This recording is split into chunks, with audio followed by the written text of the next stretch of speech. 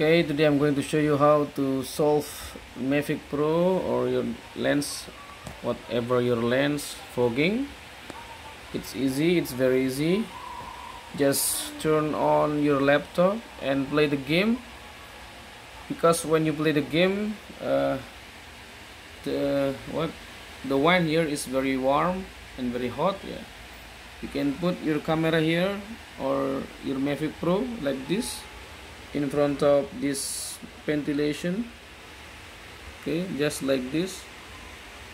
Yeah, you and play your game for 1 hour or 2 hours, and you will see your lens is now not fogging anymore. Okay, that's all. Thanks for watching, and if you face the other problem, you can ask me, you can write your question in this comment section.